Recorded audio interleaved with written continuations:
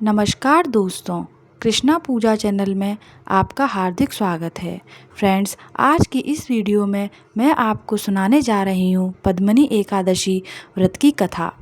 पद्मनी एकादशी, जिसे कमला एकादशी भी कहते हैं, यह अधिक मास पुरुषोत्तम मास के शुक्ल पक्ष में पड़ने वाली सबसे दुर्लभ और पुण्यदायी एकादशी है।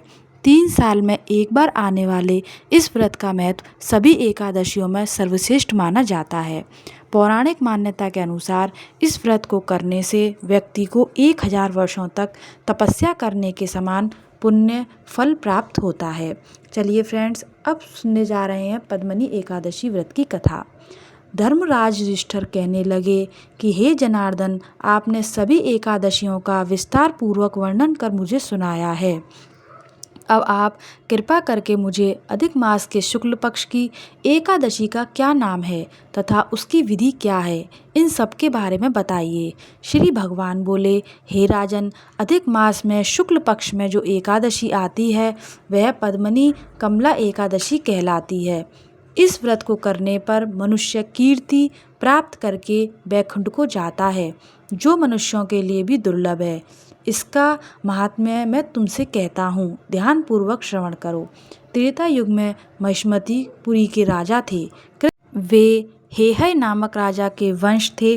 कृतवीर्य की 1000 पत्नियां थीं, लेकिन उनमें से किसी से भी कोई संतान नहीं थी। उसके बाद महिष्मतीपुरी का शासन संभालने वाला कोई न था।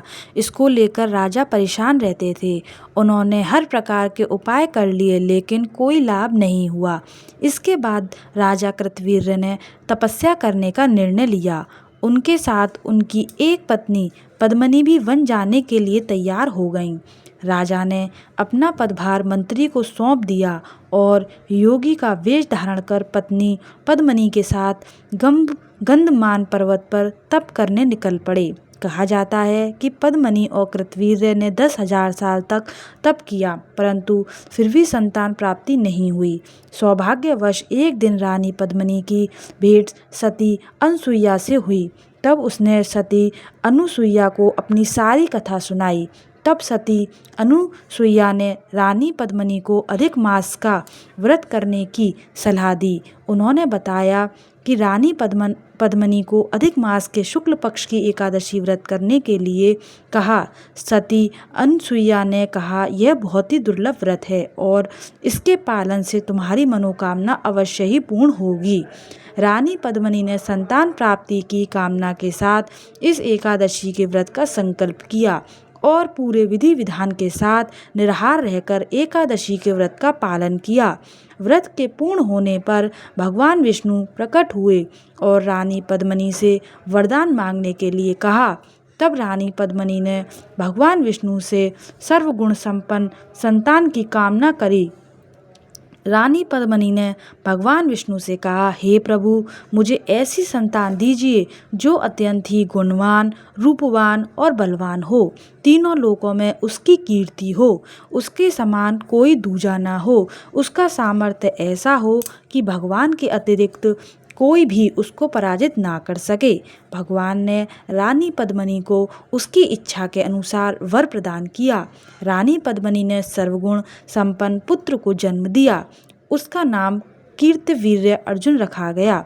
कार्तवीर्य अर्जुन बहुत ही शक्तिशाली राजा हुआ करते थे।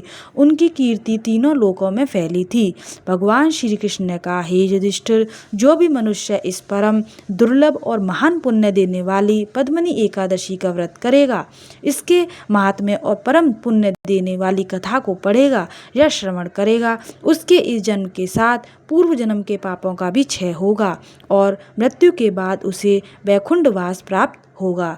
बोलिए श्री हरि विष्णु भगवान की जय।